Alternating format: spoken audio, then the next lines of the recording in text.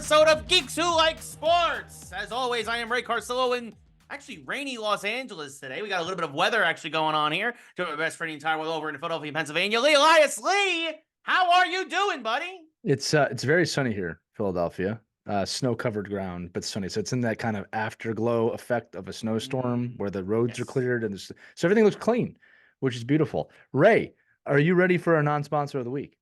Yes, what is our non-sponsor of the week? Our non-sponsor of the week is a positive one. It's actually my sponsor from the other show. I get to shout out to NHL Sense Arena because I'm holding here, for those of you listening, a MetaQuest 3.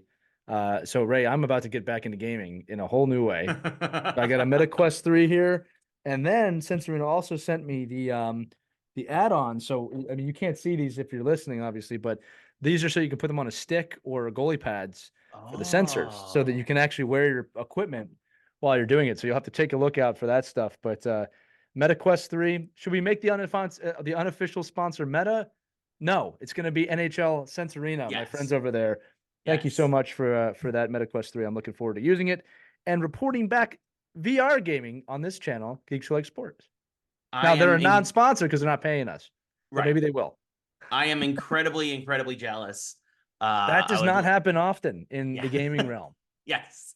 That does not happen often, that Ray gets jealous about things that I have. Oh, it's in my face now, Ray. There it is. It's brand new. There it is. Just came out. This is brand new, the MetaQuest 3. Yeah. This year, right? No, late last year. Yes. Yeah, no, that is the top of the line technology, my friend. It's not the $2,500 Apple augmented reality thing. No. That I thought was ridiculously priced, but it is a MetaQuest 3. It's looking at me. It's a really cool box. I cannot wait to put it on. And you know what's cool about these guys, Ray, is they're going to like, I've used one of these before, but we're having a call Wednesday after we record this. And they're really going to kind of it's not walking me through how to use this, but how to use their game the right way. I'm really excited about it. So the tables have turned, my friend, for at least a couple days here. You are the gaming expert, and I'm a fan, and I'll be a fan Wednesday with this too. But I can't wait to tell you about it. I was going to say, you have to give us a gaming review with it. You know what I just realized? You and I could probably do stuff now on VR together, right? Because you have a PlayStation 1, right? So I have a PlayStation VR 2. I'm not sure if that has cross play with the Meta Quest. You'll have to ask. I might have to get another one of these. I might have to buy you one of these so that you and I could sit in a virtual room together instead of doing what we're doing right now, which is sitting in a virtual room together. The virtual version of Geeks Who Like Sports. You can all join us live in the room. Yes. Yeah, it'd be like those VR seats at like arenas during sports games. You can join the conversation through MetaQuest 3. We should do the show while playing a game. That would be interesting. It would just be a lot of hold on. Yeah. Okay, go. No, but they sent me this nice jersey. They sent me the MetaQuest 3 and the add-ons for sticks and gloves, and I'm excited about trying it out. So, and a hat. They sent me a hat too. I'm not wearing it right now, but that's very fantastic. Nice. I'm not used to being thrown flowers like this, so I'm feeling pretty special right now. Oh, there you go. Well, as someone who like 90% of his wardrobe was provided by the gaming industry, it's a good thing. It's a good 30 years. As I wear my Legend of Zelda shirt here. It's finally starting to pay off. Paid off in other ways too. What shirt do you have on? Sorry, I have a Legend of Zelda shirt on. Well, you can never go wrong with that. No, exactly. No. So, yeah. I got a lot of T-shirts given out by game companies. A lot of T-shirts. Yeah, they're easy. They're cheap. They know people in that realm. Clean clothes. My wardrobe is jeans and T-shirts, so I could always use another T-shirt. And I was gonna say, like most people at those conventions need a clean shirt, so it worked out. That is also very, very true. That is also true. I always thought it was brilliant when Old Spice would do like sponsor packs. Like, it was so smart. Did you hear the whistle I did? I did the whistle. Yeah. I hope that came from the mic. I heard bits and pieces. I was like, I didn't pick up on it entirely. Yeah. There we go. That came through. Some of the best marketing in history from Old Spice. God bless those people. Yes, absolutely. But yeah, we got a big show for you today, folks. We got a lot of sports to get into. We have a little bit of geek news, mostly sports show today. There is one geek news that if this comes to fruition, and you'll know if they do this, you know what I'm alluding to. I'm teasing the end of the show here. I will be an expert on that one because I've read all of those. Yes. And I will be enthralled if they do this. But what am I talking about? You'll have to sit through the next 4.5 hours of this show to find out. It won't be that long. But yes, we have some cool geek news today. Yes, it's such a big show though that like I didn't even wish everybody a good morning, good afternoon, or good evening. That's how big it was. Going to try and get right into this one. So it was not a good evening for some folks yesterday, depending on who you were rooting for. Of course, in the NFL playoffs, we are starting again with football. Saw Lee and people I had a good cry. We saw weekend. people crying on TV last A night. lot of crying last night. We will get to that one in short order. Lee and I went 3-1 on our picks. We're now both 6-4 on the postseason. We picked all the home teams, and 3 of them delivered. The first one, really the one that was probably the least surprising, the Ravens absolutely ran roughshod over the Texans, 34-10. Kind of, we said it last week. They said the Ravens make it off to a slow start as they shake off the rust of the bye. It was 10-10 at the half. But again, courtesy of a special teams punt return for a touchdown for Houston. But Baltimore absolutely completely dominated the second half. Lamar Jackson, I think 150 yards passing, but also another 100 rushing. Absolutely took advantage of the bad weather. Houston just couldn't seem to get out of the starting blocks. The defense of Baltimore just absolutely dominated that game, and Houston could do nothing in the second half. But Houston, very, very bright future. They have the building blocks in place. They have their franchise quarterback. They just need a few more pieces on defense, maybe a weapon or two on offense. But the Ravens advance. Lee, what are your thoughts on this first game of the week of the divisional weekend? Yeah, no, I don't think it was a surprise. The Ravens are the best team right now in the NFL, right? So they should win that game somewhat with ease. I mean, we've been seeing a trend a lot this year, right? Not every game, but a lot of games are close at halftime. People who watch football, so that's always the way it is. Like I just feel like this year I've seen that a lot more, where a team pulls away in the second half. That's just my opinion, but no, Baltimore looked dominant, and I'm looking forward to seeing this at the AFC Championship game. Yeah, no, absolutely. And again, and that's also the mark of a veteran team, making second half adjustments, right? Houston thought they had figured something out there, I think, at the end of the first half, and rode that into the second. Baltimore made adjustments, and Lamar Jackson now gets his second career playoff win. He's now 2-3 career postseason, and he'll try and improve upon that next week.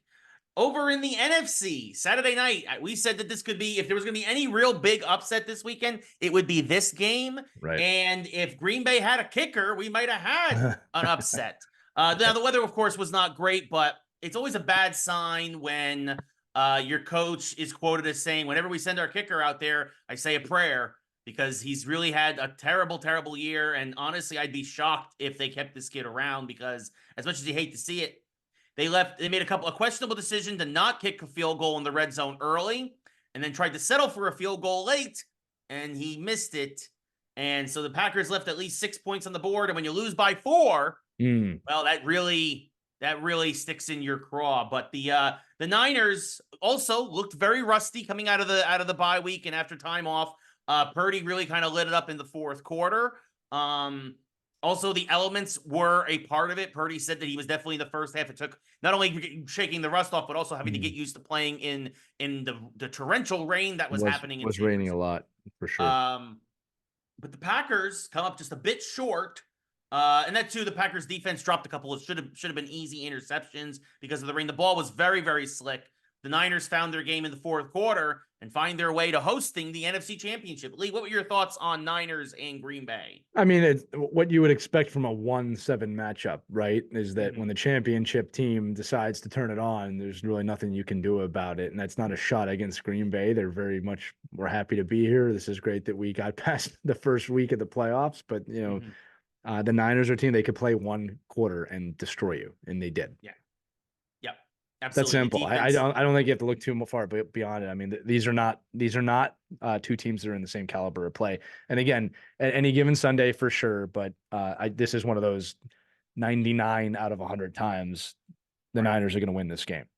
Yeah. Again, Green Bay, another team with a really good foundation for the future. For sure. Absolutely. Hopefully they don't blow it like the Lions did back in the 90s.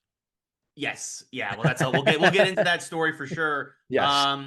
Because it took them 30 years to rebuild, but they have finally rebuilt. Also want to mention Jordan Love had 2 late interceptions that sealed the win for the Niners. Again, some of that was him trying to do a little too much there. Again, not a lot of experience. It was also, again, the Niners, a very, very, very good defense. Very good. Yes. There's a reason where they're at. And now they will host the Detroit Lions, which should be interesting because they were the 1 and 2 offenses in the NFL this year, actually. In terms of yards, in terms of points scored. The Lions win by 8. A lot of questionable decisions late by Tampa Bay there. They went for 2 when they really didn't have to, in my opinion. They also, we'll get to it in a second, pocketed a timeout that a lot of folks are now really kind of leaning into Todd Bowles. Also, the Lions some late clock mismanagement that did not end up hurting them in the end. But the Lions, Jared Goff got off to a slow start. Baker Mayfield got off to a slow start. Then both those offenses really started to click, and it really came down to a play by the defense for Detroit. Their young players, their young draft picks really starting to deliver and starting to step up. And you are seeing this team get better and better and better, it feels like, as the year has gone on. Lee, what were your thoughts on Tampa Bay and Detroit? Yeah, again, an interesting game for sure. But at the end of the day, like I said, the Lions are more destined at this point of the season. Again, the Bucs story is more like we're just happy to be here. You know what I mean? Right. It's like I hate to repeat myself. But look, I'm gonna say what I usually say this time of year. This always happens when our team is gonna hire a clock management coach. I Yes. do not know how. It doesn't have to be a coach. It could just be a massive statistician. It is shocking to me, Ray, that this is still happening. Right? That it just and sometimes it just seems like, oh, no one's paying attention or they made a mistake. Yeah. I don't know how that can happen in the NFL.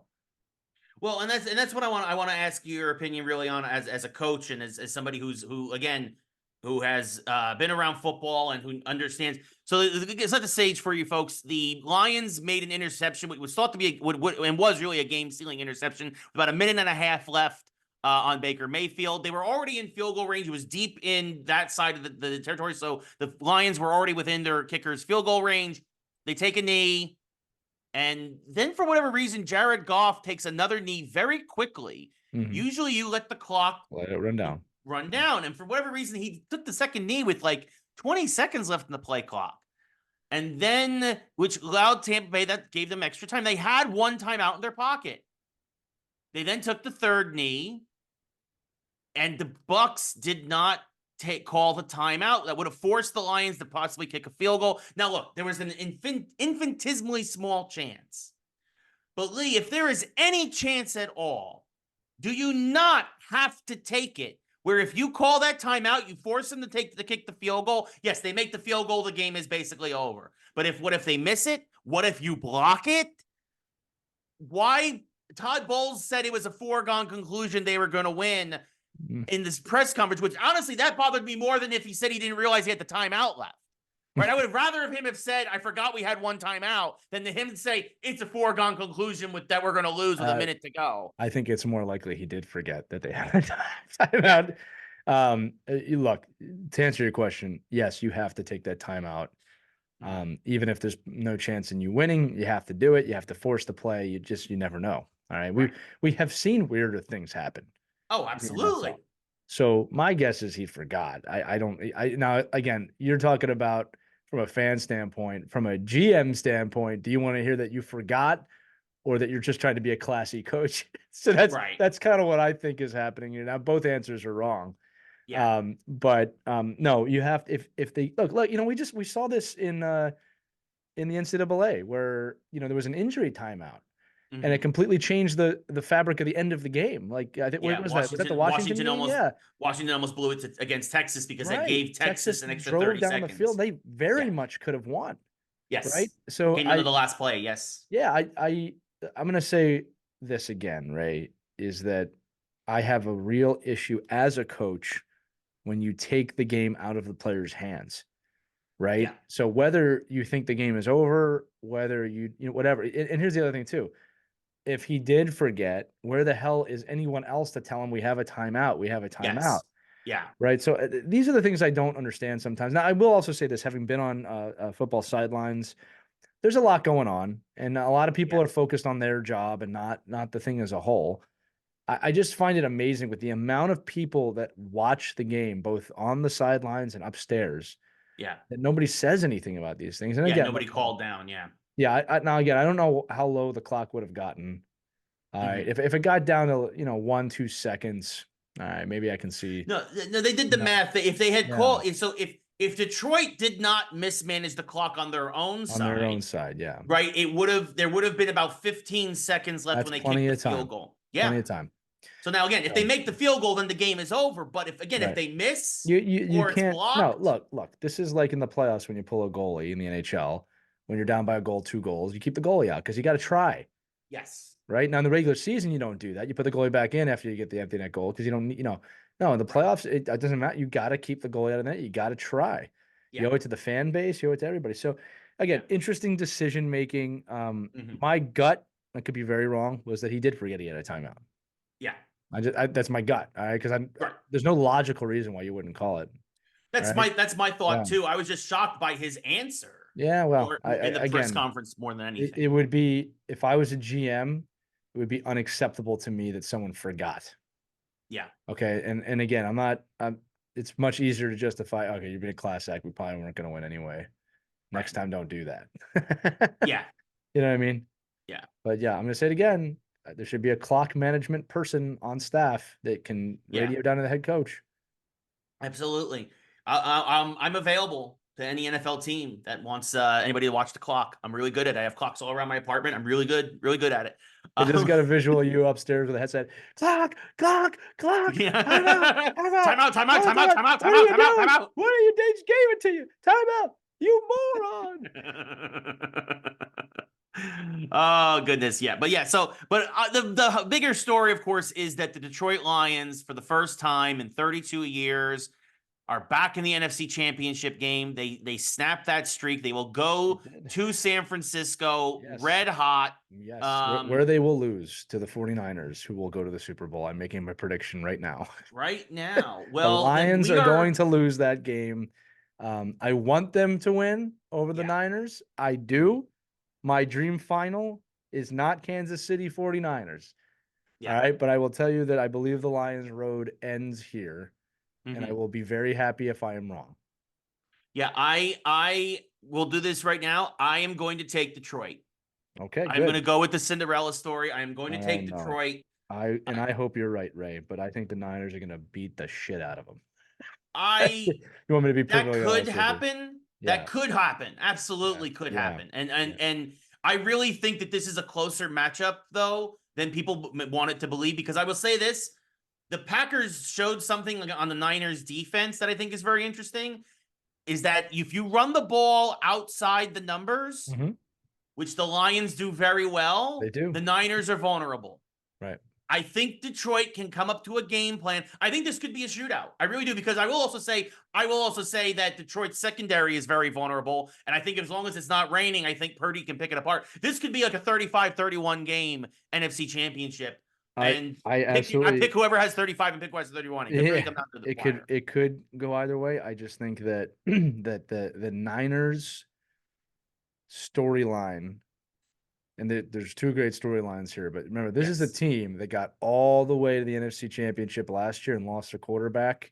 Yeah. And if I'm them, it's like, we know what we missed out on last year. Yeah. Right. And I don't think the Lions have anything that strong.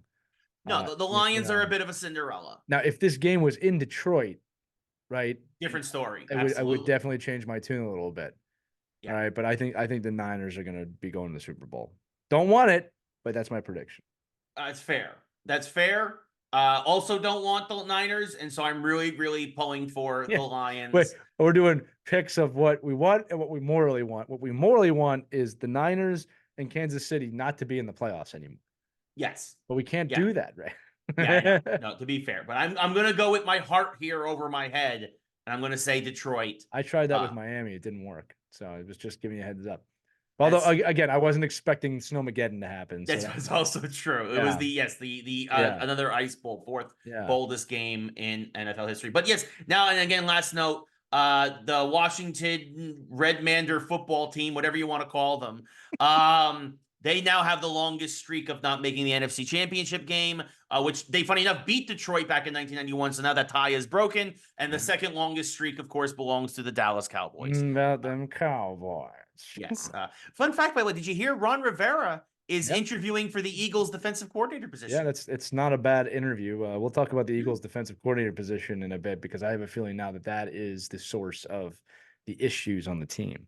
Yes, and I think actually Ron Rivera would actually be a great fit. Why would you not take him? right? Why would you not take him? Unless Yeah, someone else is available, obviously. defense is his specialty. He was a Yeah. great linebacker, of course, in his own heyday. He's always been a defensive-minded coach. You also have a veteran presence now behind Sirianni. Well, and you also know someone who knows a lot about one of the other teams in your own division. That's also true. That is usually also gives true. that also Yeah. usually gives you some fits. Even though you beat Yeah. them usually, they give Yeah. you they never make it easy. And well, that's a team that's going to be on the rise over the next, 2 to 5 years. So Yes, with their new ownership group, they're going to be yes. rebuilding very quickly. So I would Washington will I be would a have threat in the next 3 years, I think. I would have no problem with Ron Rivera. I'll just say now before we get to our AFC picks that Mhm. the public nature of the Eagles firing their defensive coordinator after he had already been moved aside.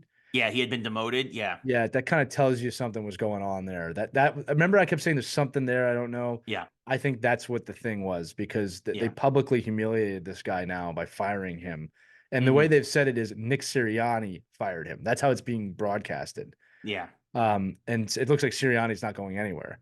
Yeah. So I'm wondering now if there was some issues in the locker room with those players and those coaches, Yeah. and again because Matt Patricia is a very good coach, and he could not get that defense to respond. Yeah. In fact, they're not even talking about him coming back. So Yeah. that tells you what went wrong in that locker room, and what happens on one side of the ball can affect the other side of the ball for sure. Absolutely. And funny enough, the same thing happened with the Giants. A lot of folks are pointing fingers at defensive coordinator, now terminated defensive coordinator Wink Martindale, that there was a huge rift in the locker room that started with him, and that Dable tried to squash it, tried to, be everything amicable, and that's why Dable's still there, and now Wink is gone. So Yeah. I think people sometimes outside just kind of watching, and I'm not talking to anybody who's played football, really understands football, but it can be easy to forget that these coordinators, they are not far off the head coach position. no. I mean, it is really a three-headed dragon. Yeah. And if you take one out, it's a problem, right? Yeah. So, sometimes I never liked the hierarchy of coaching. I mean, any head coach will tell you that without their assistants, they cannot survive. Sure. Right. I mean, really, when you think of a head coach job, right? I mean, there's a lot that goes into it that's more than just a coordinator and assistant coach, Mm-hmm. mainly the media side of it. But it's an overseer, right, of all sides of the ball or the puck or whatever you're playing. So Right. it's a little more than that. I mean, you're the head decision maker, right? And every team Right. needs one, but it's not as simple as you think, right? Yeah. You need these people to perform their jobs really well, or Yeah. you get you fired. Yeah. Well, and that brings us into our last game. Actually, the Bills fired their offensive coordinator midway through the season, and it turned the whole team around Did. And that's the until other they side of it. until they faced the Kansas City Chiefs. Dun dun dun dun. Whoa. I mean, to be fair, the Chiefs would have beaten the Bills in the regular season had it not been for that Kadarius Toney offsides call. Which, by the way, he did not play in another game. He has basically been permanently deactivated by the Chiefs. Yeah, smart. Which I mean, look, that's why the Giants traded him for a third-round pick. Giants wasted a first-round pick on him. Every Giants fan knew he was a terrible draft pick in the first round. Right. Well, he'll end up somewhere. He'll probably be on the Washington Commanders. I'm sure Chiefs will trade him. Will now trade him for like a fifth-round pick or a sixth-round pick in the draft or something. They'll get something back for him. But the Chiefs go up to Buffalo, the first true road game in Patrick Mahomes' career. Another instant classic. Another 5 lead changes between these two teams again. Great game. Yeah. Phenomenal game. Actually, I believe that one went exactly as we predicted, Ray. That it was going to go back and forth. It was going to come down to a last possession. Yeah. I think we said the same thing about the other game too, right? The what was it, the Niners Green Bay game or something like that? We said Right. Yeah. It could come on whoever has the ball. Yeah. And then that too. It came on the last possession. I mean, and look, Josh Allen statistically had another phenomenal game. In fact, Josh Allen in his career in the playoffs against the Chiefs averages 306 yards a game passing, has 13 total touchdowns in those 3 games, and only 1 turnover. And again, played perfect football yesterday. I'm sorry, I sent this to you today. Yes. And I wanted to read these stats and this is why the game of football is so phenomenal. All right. Yep. I'm looking for it right now and I can't seem to find what I sent you. So I'm going to look at it on my Instagram stories because I know I put it up there too. But these are statistics you should know about this game that just happened today. Okay. Listen to this. Time of possession, Bills win 37-03 to 22-25. Okay. Which is huge. It's a lot of possession time. First downs, Bills take it 27-21. Total yards, Bills take it 368 to 361. Third down conversions, Bills take it 7 for 14. Kansas City only 1 for 5. Fourth down conversions. Bills take it 2 for 3. Kansas City 0 for 0. They didn't try. Turnovers. Kansas City had 1. Bills had none. Most important one. Won the game. Not the Bills. Yeah. Kansas City won the game. And the Football is funny thing is, amazing. if it wasn't for that turnover, the Chiefs would have won by 10. The football is an amazing game where every stat, I think it's the only game where this is true pretty much. Every stat is in your column except the outcome of the game. Yeah. You just never know who's going to win. And I'll say it too, this was one of the most heartbreaking things I've ever seen in my life. The way that game ended. Well, there's a few things that did go in the Chiefs' favor. Right. The Chiefs had 8 plays. The reason why their time of possession was so low, 8 plays of 20 or more yards. That's huge. That is moving down the field quickly in huge chunks. The Bills had 0. Yeah. Right. No money. These are money plays. And that's why the Bills dominated time of possession, right? That's where that comes from. These are Kansas City money plays. That's why they won the Super Bowl. Yeah, exactly. That's the play that when they know they have to score, these are the plays they go to. And what happened with the Bills, they missed and this every is where one of them. Yeah. Several, and again, people are going to point to the missed field goal. We'll get to that in a second. You had big drops from Diggs. You had big drops from your other receivers from Allen. That Allen threw to. Also on the final drive, the last couple of plays, Josh Allen could not step into that final throw because of good pressure by the Chiefs defensive line. But I will also say this is where sometimes Josh Allen, and again, it's some of these gunslinger types, right? They're trying to do too much. Josh Allen forgot the situation that he was in. It was 2nd and 9. I believe they're at like the 25-yard line of the Chiefs. There's a minute 50 left in the game. Why are you throwing at the end zone? I get the idea. The idea is we can score. We got to take the chance. But why are you throwing for the end zone when your whole game plan, the whole game has been dink and dunk and death by 1,000 cuts, and it had been working to that point. You're down by 3, but you have the ball with a minute 50 to go. You have Diggs wide open at the first down marker, and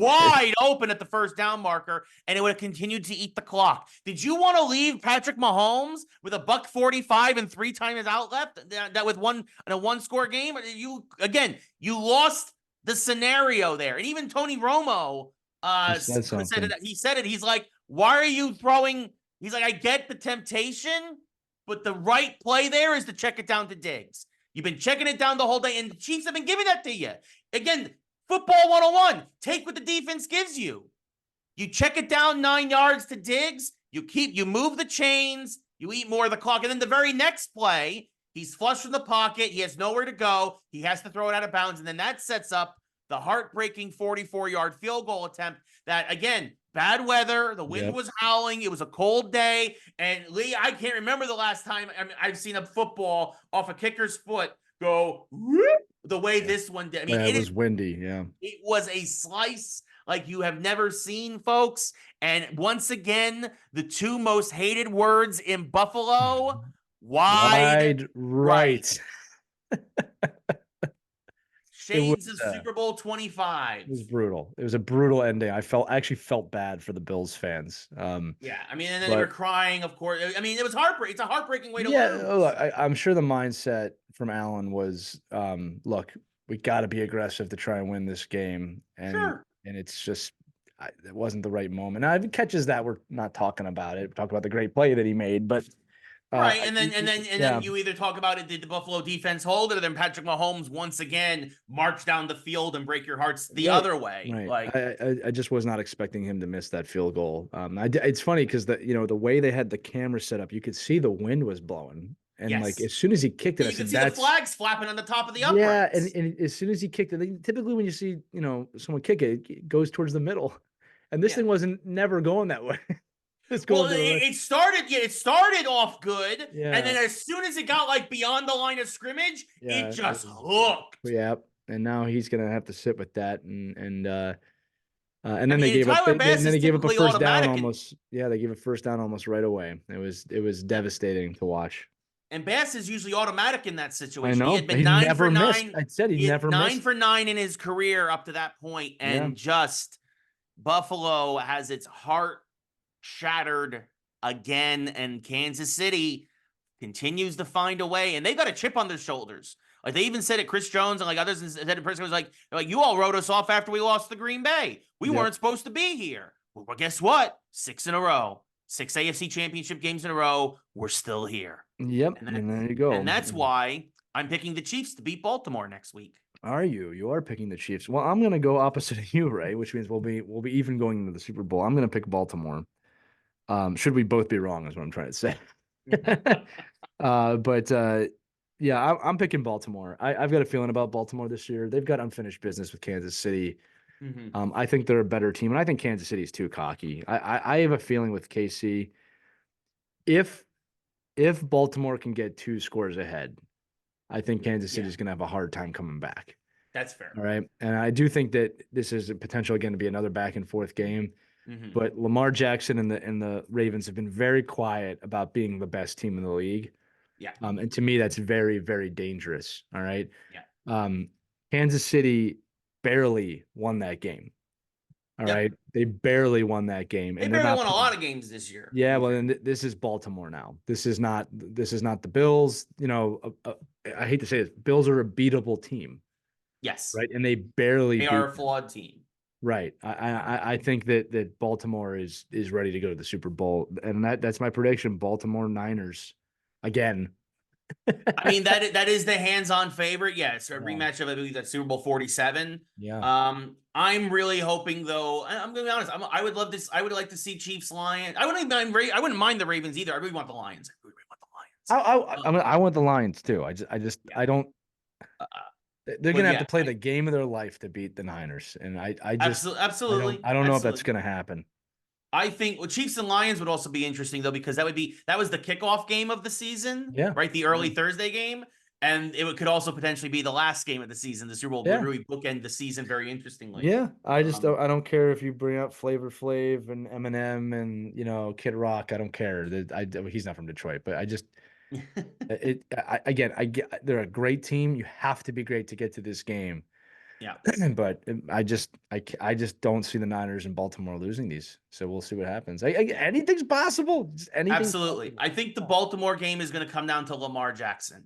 I think, 100%. I just think he's ready. I think he's been in the league long enough. He doesn't look like he did a few years back when he just, was not where he needed to be to win a Super Bowl. I think he's there now. I'm going to say it again. That team has they're the best team in the league. Quietly, you know what I mean? It's like that's dangerous. Yeah, but who knows, Lee? Maybe the Lions just signed the secret weapon. Zach Ertz is now their third tight end. I saw that, and he's going to play. He's going from the practice squad to the top squad. He's going to be third on the depth chart, right? He's going to be, which means he's going to probably be in a lot of goal line situations and things of that nature. And that could, who knows? Who knows? I think it's going to be a great championship weekend next week. Yeah, we're in a good spot here. These are the right teams to be there. All right. Again, we said this before the playoffs. Typically, in the NFL playoffs, the cream rises to the top. Yes. All right, and I think that's what's happened here. Yes, absolutely. These are the 4 teams that should be here on Championship Sunday. Absolutely. Yes. Yeah, and it's going to be interesting. It's going to be interesting. Bills fans, if you think, and I'll be very harsh here, if you think you deserved it, you didn't. You didn't win. Yeah. If you won, I would have said you deserved it. And to be fair, they had a lot of issues. Their whole linebacker, they had a lot of injuries on defense. Everybody was banged up in the linebacker core. They had a lot of excuses, but you had your opportunity. Yeah. And you blew it. You cannot miss certain plays in these games, and they were missing some of them. Exactly. Games like this always come down to who makes the right play on a handful of plays. Right. And the Chiefs made the right play just a handful more times than the Bills did, and that was the difference. So we'll see what happens. We're both, again, 6-4 in our picks going into championship weekend. This will be interesting because we went we agreed on a lot all the way up to this point. Right. We don't agree at all. Yeah, now we don't agree at all on this. Someone is going to win this coming week. Yeah, I'm taking the road teams, and you're taking the home teams. Yeah. I mean, who knows? I mean, if it's Chiefs Niners, technically we both split. We tie, and then we'll probably agree on the Super Bowl because we're friends. Yes. So we'll see what happens, but an interesting week in football. The foosball. Yes. Other sports news. Well, one of the great this is tragic. We've been talking about a lot about the firings in the gaming industry and how things are changing, and this is the bad and the dangers of AI. There's AI can be used for good, or in this case, it can be used for evil. Sports Illustrated this week laid off their entire writing staff and says they were going to replace it with AI entirely. This is despicable and disgusting. And the owners of Sports Illustrated are in front of the bus. You should get hit by a bus this week. Our bus victims of the week. Yes. Absolutely disgusting. Not everybody at Sports Illustrated has been laid off, but I have a friend who basically tweeted this week who's still there, and he says that those of us like who in the new media side and the social media side said it's a ticking clock. We're just waiting to join our good friends on the unemployment line, waiting for the final axe to fall. It is a terrible, terrible situation. Look, I get it. As somebody who worked in print media for 7 years, I understand how hard it is to keep print media viable. I get it, but to do this is just the lowest of the low, and it's a shame. Sports Illustrated was an institution. It was a staple. It was what we turned to before the days of social media, and it was watch Sports Center on repeat and read Sports Illustrated. That's what you did as sports fans for us growing up. At least that's what I did. Lee, what are your thoughts on the terrible news for Sports Illustrated? Yeah, it's another blockbuster, man. They failed to innovate. I agree with everything you said of the sentiments of Sports Illustrated, but they had failed to innovate into the space and into the modern times, and this is what happens, right? I don't ever want to see writing staffs taken out. I don't ever want to see AI take over. But the truth is this: nothing to innovate. They have not been a relevant magazine in 10 years. They have done nothing correct online. They have done nothing. They should have partnered with ESPN. They should have partnered with social media places. They did nothing, right? Under the guise of print media will survive. And it's like, no, it won't, right? Not unless you offer something that no one else is getting. Give you 10 ideas right now they didn't do. They could have done trading cards within those things. They could have done NFTs when that was popular. There's 100 things they could have done to get involved, and they chose not to because it's probably being run by old people that don't know what the hell is going on. And I am sure that they blamed technology and young people for all of it, right? There's no way you're going to tell me in the days where The Athletic is still online and doing fine, where ESPN.com is doing fine, when there are other publications out there that are doing fine, the Players Tribune, you did not innovate, Sports Illustrated, and I'm devastated by it because you are the magazine that we turn to. Ray, you will remember in 2008 when the Phillies won the World Series, the only thing I wanted, I didn't want jerseys, I didn't want a ton of stuff. I just wanted my Sports Illustrated cover of the Phillies winning the World Series. They screwed that up. That's a story for another time because they couldn't let Philadelphia have anything. But like we looked for those things. Yeah. Right. And look, there's other things too. You could see the tide turning with all of the hoopla around the swimsuit edition, which really faltered horribly, unfortunately, the way they did that. And then to some of the other things they did. But when's the last time you heard Sports Illustrated and sports together where it mattered? Yeah. They did not innovate. And now it's dead. We're dying. It's basically. So SI, we salute you. Goodbye. Unfortunately, someone will hopefully buy the name and do something with it. And that's why they didn't say that they're closing their doors, right? Because Sports Illustrated, the name is still worth too much. But my guess is that someone's going to buy it up. And I will not be surprised if it's the Players Tribune or the Athletic to buy it up and just Sports Illustrated, blah, blah, blah, blah. That's what's going to happen. Yeah, no, for sure. Oh goodness! And speaking of the dangers of media dying and everything online, and this was funny. Admittedly, for like about 30 seconds, I was fooled because this is the dangers of the blue check mark now being able to be bought and sold and all this other stuff. A parody account that really did not make it very clear it was a parody account. Tweeted out as Adrian Wojnarowski, of course, one of the most premier reporters in the NBA. The Clippers' new arena that they're building, that I think it opens next year, that they would have an upper deck that would allow smoking of cigarettes and weed, and that they would be filtered out. And a lot of folks, I think over 7 million people saw that tweet, and a lot of folks retweeted it and shared it. and they thought they bought it hook, line, and sinker. Now, of course, again, if you have any common sense and understand, especially here in California, indoor smoking laws and all the other stuff, that like unless you're a Vegas casino, that this was not ever going to happen. Why To be not, fair, Ray? and again, the reason why I was even fooled for 30 seconds though is because I'm like, LA is the kind of town where it would be like, we're going to do this, this, this, and this. And then like, oh yeah, then this building over here is going to be completely exempt from all that because money talks and BS walks. But yeah, no, this was again, this is the perils of social media replacing a lot of our news outlets here, as a lot of folks thought that the Clippers' new arena was going to have a smoking section in the upper deck. Lee, what are your thoughts? My thoughts are that there's just planted the seed for this to happen in the future. It depends what they're smoking, if you want me to be honest with you. And like, again, I think people believe us. Like, yeah, LA would do that. LA would totally do that. Right. You know what, man? What's funny is that I'm gonna contradict myself a little bit here, but you got to make it so people can enjoy the game. People are doing it anyway. The argument would be you can drink at a game. Right. Why can't you smoke at a game? Right. And the problem is that it's really not good for your kids to be seeing that. So, right. so it's an I mean, interesting. and to be fair, look, I mean, if you're watching the Clippers, you probably You probably need want some some of weed. that. Yeah. Yeah. No, I'm gonna say I think at the end of the day it comes down to like, beer has been at games forever, but I wouldn't necessarily want to bring my child to an environment where people are Right. getting high up in the Well, and the rafters. thing is also, and really what it is Yeah. more than anything is the secondhand smoke, right? Right. Like that's Right. like you You can't gotta have that deal with it. secondhand smoke in an Yeah. enclosed space No. like that, unless Let's you're a go Vegas casino. Clippers. Yeah. Oh, the arena looks great otherwise though. Yes, yeah, that's just what that area of town needs is more congestion. But anyway, so over into some real news, the New York Islanders, one of the most boring teams in hockey, signed a very unboring new coach, Patrick Waugh, and he won his debut last night in overtime against the Stars. The Islanders won 3-2.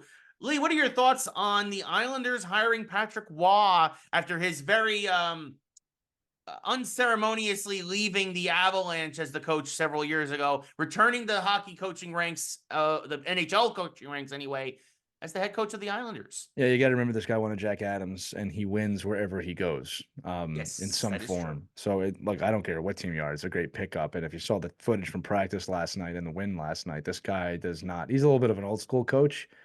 That might be exactly what the Islanders need right now. To give you an idea, too, and this is how the media sensationalizes things. He's yelling at him, he's screaming at him, and people are like, "Look how hard he is on him." Well, after the game, they won. Anders Lee, the captain of the New York Islanders, went and got the puck and gave it right to him as a congratulations for your first win as an Islanders coach. Yeah. So I think that people underestimate sometimes how much players do want to be pushed. They also underestimate what it takes to win, and it cannot be a jolly good time all the time. You need a demanding coach that knows what he wants, and Patrick Waugh is that coach right now. So I think it's a great pickup by the Islanders. How long will he last? That's another question. We will see. We will see. Speaking of pickups, the Edmonton Oilers. We asked last week who would want to sign Corey Perry. I should have guessed this. It's obvious once it happened. I was like, oh, that makes sense. And the Edmonton Oilers, after winning 13 in a row, want to do everything they can to ruin that by signing Corey Perry. Lee, we talked about it a bit last week that he's an interesting presence in the locker room, and obviously on a team like that, he is not going to do more than crack the fourth line. Obviously, their top two lines are very, very good, especially their top line with Draisaitl and McDavid. What do you think about the Edmonton Oilers, who have moved themselves back into a playoff position after winning 13 in a row? Yeah, which again, I'm not as surprised they went on that winning streak as other. I mean, they have the talent to do it, right? For sure. So when people were panicking about that early in the season, we talked about that too. I was like, give it some time. They're too talented not to win. 60. People were panicking with 60 games to go. Yeah, you can't do that. It's an uphill battle for sure. But if there's any team that can do that, it's going to be the Edmonton Oilers. Edmonton Oilers, known for some controversial pickups in the past. Now, I will say Corey Perry is not as controversial as other players that they've signed, right? There's something went on there in Chicago. No one really knows the full story. Yeah, I don't want to talk about the dumbass Kane, but Corey Perry, you know what? Could make a lot of sense for them on that fourth line. I'm not gonna lie to you. He has won a cup. He has some veteran leadership. I mean, he really does kind of fit a little bit into what they probably need to get to the next level. He's a pest. It takes a lot of the camera work off of McDavid and Draisaitl and other members of that team and puts it right on him. And that is going to be his job. Get the focus on you so our top guys can be our top guys.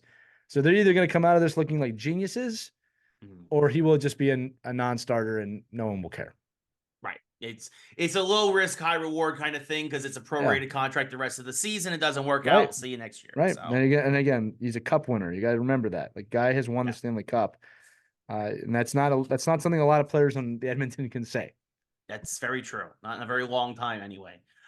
Speaking of guys who are on top, who have been on top, or teams that have been on top that are slowly starting to slip away. My Rangers. Wait, what's wrong with my Rangers? Nothing's wrong with the Rangers, Ray. It's mid-season, mid-season lulls. That happens. You get it out of your system now. You don't want to get this out of your system after the All-Star break. Yes. You got a nice break coming up. They are still in first place. Nothing's wrong with the Rangers. Yeah. I'm hearing for the first time, Shesterkin and quick guys, don't do the New York thing. First off, they're not the problem. They're not the problem. Please stop doing the New York thing and panicking and just let it play out. They look a little tired, like you said. I think the All-Star break will be great to recharge the batteries, especially for some of their older veterans.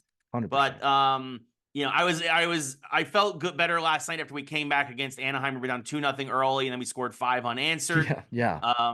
Which is also, by the way, again, the Rangers, a very tough schedule. They have 4 games on the West Coast within 6 days. They now head up to San Jose. They got their butts beat by Vegas. Vegas absolutely dominated them. Then they lose a heartbreaker and quick returning to LA. They lose heartbreaker 2-1. Then they come back. They bounce back against Anaheim. And then look, here's the thing: if they go up to San Jose and they beat San Jose, which they should beat San Jose, then you say, look, you went 2-2 on the California road trip, the Southwest road trip. You got a couple more games before the All-Star break. You win those, and everything's right as rain. Right. So, they're gonna be fine.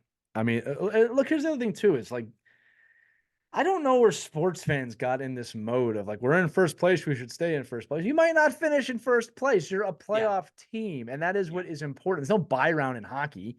Right. So that's the thing. You're not playing for time off. Yeah. Like I expect you to win the division. All right. It's the Flyers are behind. I was going to say, you guys are 4 points behind. Carolina's only 5. Like, you're both right on our tail. Yeah. I mean, that's the way it should be. You know what I mean? So it's one of those things of like, I'm not going to limit it to New York. That wouldn't be fair, but it's like, relax. You are a playoff team. You had a great first half, no matter how you look at it. Yes. All right. This is what I would say as a coach. We have afforded the right to have a lull right now and not have to panic. Right. Edmonton had to panic, but they did it. Right. Yeah. All right. And what matters is that you go into March ready to go. When you still have twice as many wins as losses, you're in a good spot. Yeah. Yeah. It's a good way to look at it. I mean, the Rangers are 29-15-2. Right. So they're all right. And then people are like, what about the President's Cup? I don't care about the President's Cup. I care about the Stanley Cup. Nobody, unless you're European, that's not a big deal. Yes, which we've gone over. I shouldn't say it's a big deal to win it, but it's not. It is nice, but it's not like that's not the end goal. Yeah, it's not the end goal. 100% correct. Ask the Bruins about all those President's Cups. Oh my God. Let them have another one. Especially last season's. Yeah. They can have another one this year. In fact, if anything, let them have this one this year, and this way the Rangers can get the other cup. Anyway, we'll see. I'm actually looking forward to when the Flyers play the Rangers next. Yes, it should be. I think that'll be a good test for both teams. Let's see. Moving on now from hockey, we talk about playoffs and other stuff. We're talking about the length of the season. Anthony Rendon, third baseman for the Angels, of course, signed that mega deal after he won the World Series with the Nationals. And very much kind of like Pujols basically has been a shell of himself since he left Washington. A lot of injuries, but he basically came out and said a lot of folks are making fun of him because he hasn't played a full season in Anaheim because of all his injuries. But he brings up something that I think we've been talking about, and I think a lot more people in baseball want to talk about but are scared to. Anthony Rendon says it's time to shorten the regular season again. And especially now with the extra round of the playoffs, we've been saying it here on the show for a long time. Shorten the baseball regular season. We do not need 162 games. It's ridiculous. It's ridiculous. I've said it before. I'll say it. I think we can cut the season to 145, and I think that would be a great start. And I think it would be a huge difference. It would do a lot in terms of balancing the schedule even more. I think it would do a lot in terms of, actually playing, the fall classic in the fall still, like still in October. I hate November baseball. I hate November baseball. I hate that the most meaningful games are played in a different climate. Right. I mean, depending on where you're playing, to be fair, but it's ridiculous to me. It is ridiculous to me.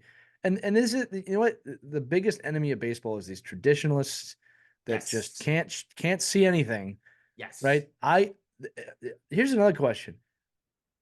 Outside the odd team here or there, I don't think this would make that much of a difference in the standings, No. right? I mean, I just all that happens now is that the season ends a little bit earlier, right? Yeah. So suddenly those games are a little more meaningful. I don't think it really changes anything. Now, what they're going to say is, well, it's the revenue at the end of the season. I bet you I can make a very statistical mathematical equation that proves that you're going to get them even more attendance if you shorten the games. Yeah. All right. Nobody wants to see. I was going to use the A's, but that's probably a bad example. But nobody wants to see the Marlins Stadium empty Yeah. Right. the last 40 games of the year. Like, it's just Well, and that's the ridiculous. thing, particularly for teams that are out of it by September.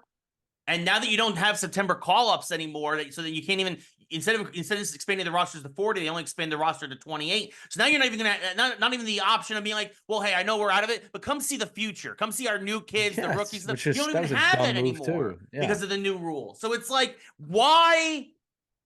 If you're out of it, like if you're a Pirates fan, if you're an Athletics fan, if you're a, if you're a Marlins fan and you're out of it September 1st, why? Yeah. Who Well, I'm going to say it cares? again, right? Two words, meaningful baseball. I think this Yeah. enhances meaningful baseball. Yeah. I think that It makes every game worth more. right. And that's what I'm trying to say is that, now suddenly if you have a really hot start, Right. right, it can change a little bit if you're 40 games less, Yeah. right? Or 20 games less, right? So anyway, baseball goes too long. It really does for me. I mean, I really, again, baseball won me back last season. I'll say last couple of seasons. But I think outside the NFL, hockey and basketball could shorten their seasons too, right? Yeah. I don't think it would kill me if there was 71 games instead of 82 games, or Yeah. 72 games, but it is what it is. The only team in the last 25 years that I can think of that this would have affected was the 2007 Colorado Rockies that won the last 20 games in a row to get to the wild card and then went all the way to the World Series before they got swept by the Red Sox. Right? That is the only team out of all the baseball that I can think of the last 25 years that would have affected. Yeah, and there's And you know no what? there's I'm okay. no proof that they wouldn't have gotten hot earlier when they know that it's coming to an end earlier. It's So also true. Yeah. it's just one of those things. Yeah. I'm all for it. Um, It won't yeah. happen. No, I agree, but I'm all I am for it, but glad it that won't happen. somebody Yeah. at least a player, some players are starting to talk about it openly now. And speaking of long winning streaks and winning for a long time, this was a great story. Just want to quickly mention and congratulate Tara VanDerveer, who is the Stanford women's NCAA basketball coach. She is now the winningest coach in NCAA basketball history, passing Mike Krzyzewski, of course, of Duke. She now has 1,203 career wins. She started her career at Idaho, then went to Ohio State, and has now spent the last 1985, so 38 years with Stanford, where she racked up 1,051 of those 1,203 wins. But congratulations to her. That is an amazing accomplishment. That's like 25 wins a year or something, which is really hard to do in any sport. Well, I mean, in terms of like basically winning like 80% of your games, 750 to 80% of your 75 to 85% of your games every year. So, Lee, thoughts? Yeah, I'm gonna take this in a little bit of a different direction and call some people out. There's a lot of idiots out there who go, well, yeah, it's women's sports. It's a lot easier to win. No. I don't care what sport you're playing. Yeah. I don't care. You don't win 1,200 plus games Yeah. because you're lucky or because the competition sucks. Yeah. All right. You win because you're a damn good coach and you got a damn good team. Yeah. Right. Now you can talk about the disparity between how many teams there are or winning percentages. Winning is winning. And I don't care if it's men's sports or women's sports. What Tara here did is amazing. And I'm glad that it's being commended in the way that it is. Yeah, absolutely. This is a tremendous accomplishment, and congratulations to her as she continues with Stanford, as that number will go up. So, Continuously. yeah. Also, speaking about winners, real quick, this is only the 5th time since 1950, and the first time since Phil Mickelson did it in 1991. Nick Dunlap, a college student, won a PGA Tour event as an amateur. This is a big deal. Unfortunately, because of rules, Yeah, you can't the take any PGA money. he can't take the $1.5 million prize money, so it goes to technically second place. But what it does allow Nick to do is that if he wants, he can now, it moves up his eligibility to join the tour Right. by 2 years, actually, which means, of course, he can start making money a lot sooner and start winning events. He also can be part of the PGA Championship this year. And yeah, sponsorships and all the other fun stuff. It's just it's a great story, and again, just shows even though it's an amateur winning a pro event at any level, it unbelievable. Again, very, very rarely done. Hasn't been done again in over 30 years. Basically, Phil Mickelson, it's the same as Nick Dunlap is the Detroit Lions. The last time this happened in golf, the Detroit Lions were in the NFC Championship. Holy cow! You found it. You figured it out. I figured it out. I did it. I made the connection, folks. But yeah, 1991. So that's a fun story. I think to wrap up the sports section, Lee. Any thoughts on Nick Dunlap? Yeah, I think, Ray, you're going to start to see this actually more than people think. Now, golf's a little bit of a different sport where experience can really play into it, but you're seeing younger athletes ready to be pros earlier and earlier and earlier because seeing of it in tennis, everything.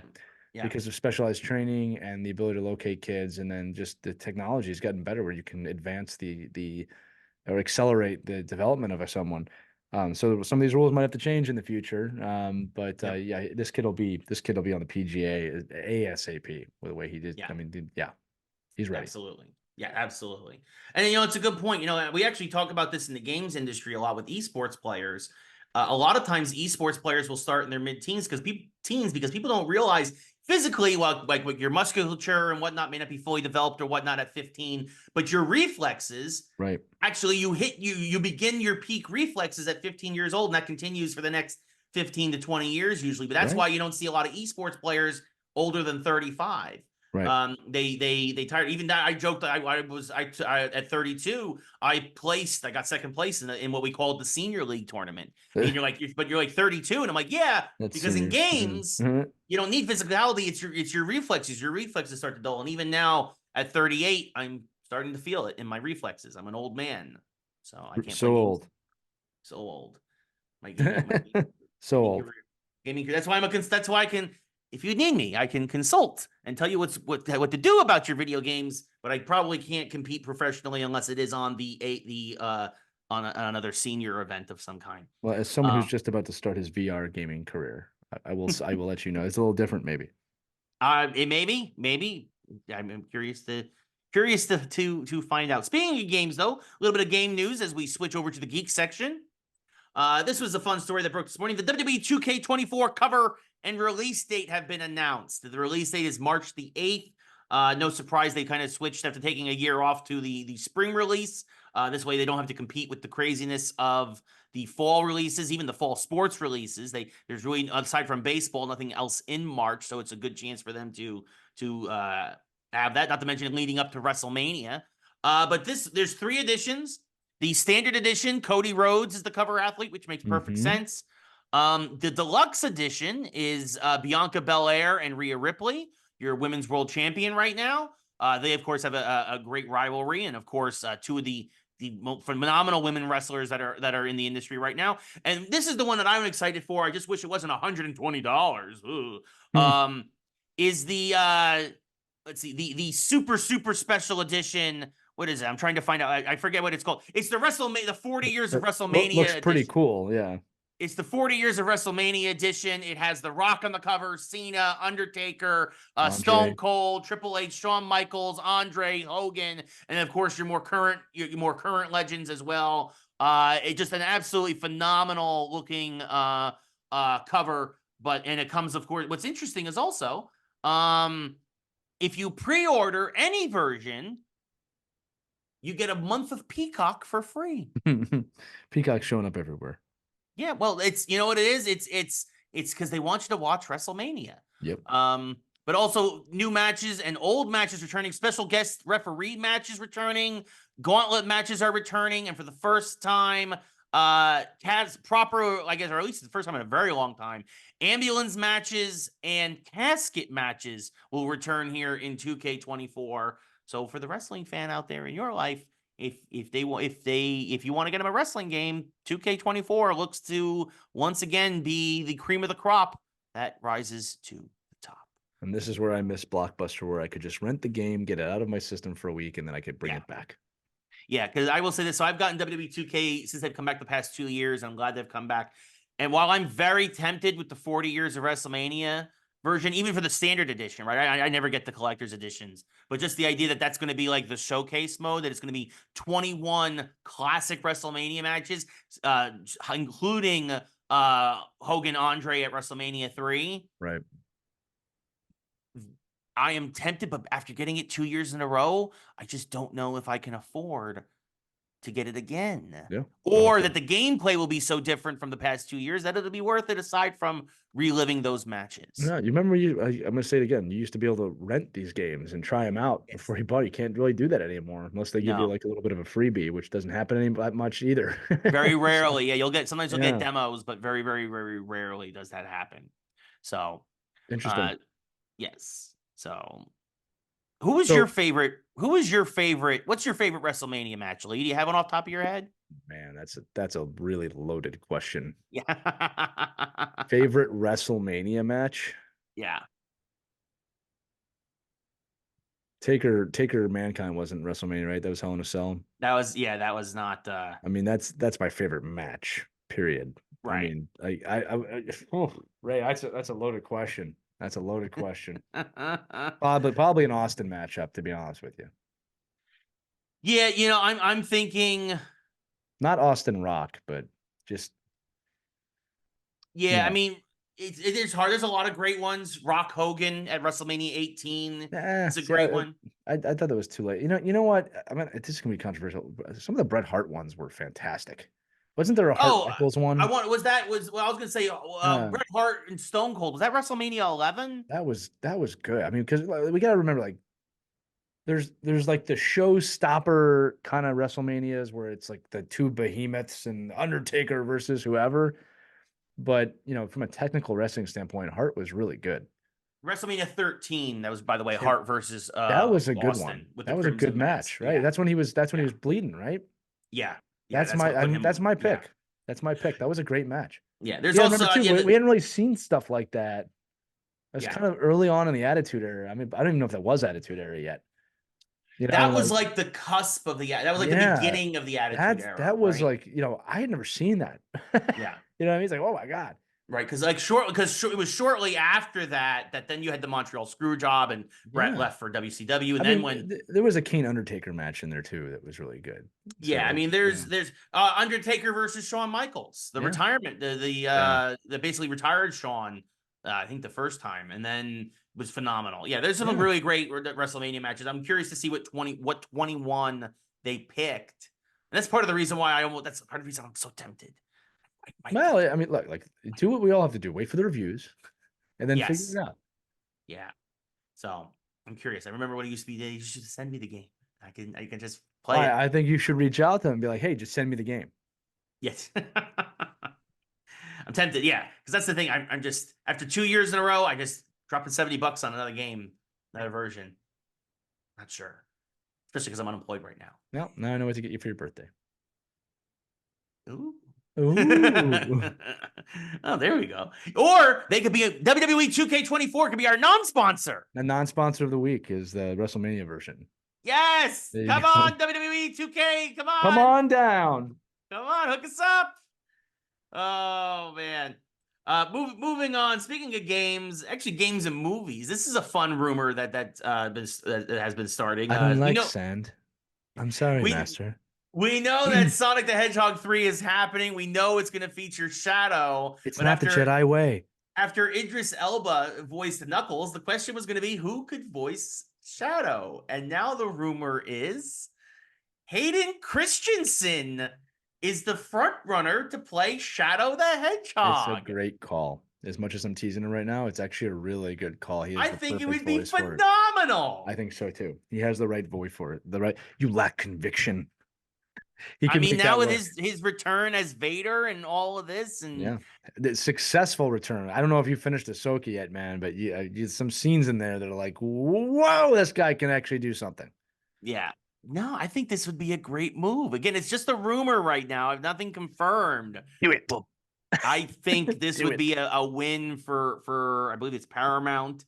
For that movie, which again can't wait for the first two Sonic. The Sonic films have been a lot of fun, They have really been. well done. Yeah, yeah. I think this is that wouldn't be a bad choice. Let's just put it that way. Absolutely not, absolutely not. And speaking of Star Wars, brings us into our final rumor of the day. Another rumor circulating around the I internet. teased this 7 hours ago. I'm excited to Yeah, talk about yeah, it's been it. gaining steam. Um, Especially right now after the last day, the last trailer, the trailer for the last season of Bad Batch just dropped today as well. I haven't had a chance to watch it, but yeah, a lot of Star Wars news going on. And the biggest rumor, and also after the success of Marvel's What If, uh, a Star Wars What If is possibly rumored now. Some folks have been saying it would be live action. A lot of others saying it would, of course, be animated, much like the Marvel one, because it gives you all Why kinds would of you do live action? No, no idea. it's got to be No, animated. it's got to be animated. You have all the voices in place. I am sure Rosario Dawson and Ewan McGregor and Hayden Christensen and whoever else they wanted to get would be happy to come back to reprise theirs. Mace Windu, Samuel L. Jackson would be happy to. He does his voice for as Nick Fury for Marvel What If, so I'm sure he'd be happy to reprise Mace with a purple lightsaber. And there's just so many options. We grew up with these comics these stories as well. People don't realize that Star Wars has done What If in the past. There is plenty of source material to do this and I make it have a read them cartoon. all. Yes, ones where Luke does turn to the dark side. Ones where Leia is the one who gets trained. Ones where there's so much stuff that you can do now, especially with the expanded universe you can do with Mando and Thrawn and all this other stuff.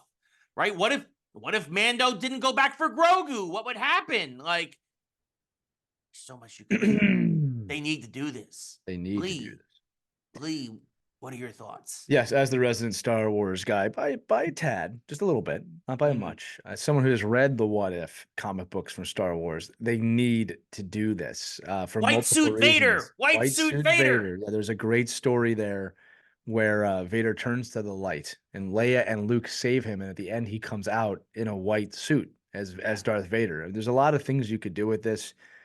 There's one where Yoda goes after the Emperor. I mean, there's a lot of cool stories in here. There's one where Leia turns to the dark side. Yes. All right. So here's the deal with the Star Wars What If. And Ray, I'm sorry, I might spoil a little bit for you if you haven't seen all of Ahsoka. They have reintroduced the world between worlds as a force construct that can operate through time and space. So you've created the construct that can house this. Yeah. Right. You could even explain it correctly. Like they have explained how What If fits into the larger MCU. You've created that construct within Star Wars. Ray, you must see how that show ends if you haven't. But again, the What If with Star Wars would be such a welcomed breath of fresh air or a breath from Vader's ventilator. However you want to look at it, whatever metaphor you need. Yep. I would love for them to do this as a diehard Star Wars fan. Hopefully they're not too wimpy to try it. There are it doesn't have to be episodic. You don't have to do it like Marvel did.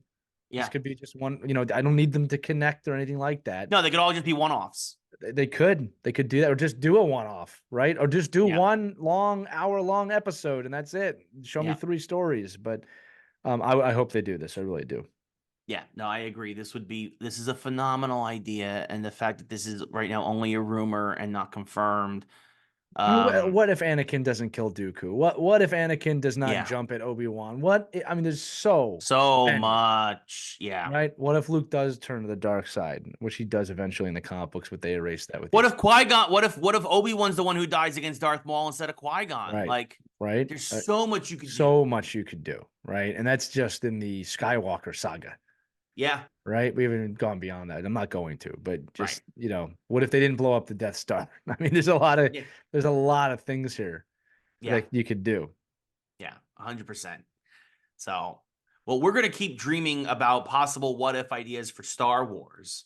And yes, I like it. And we will be back next week because that is the end of the episode. And this is Super Bowl Sunday coming up, so you have to tune in. We have our Super Bowl predictions. We'll have our Super Bowl predictions, and then we have to wait. Yes. Yes, this is the conference championship Sunday. Sports World better have some news next week or the week after.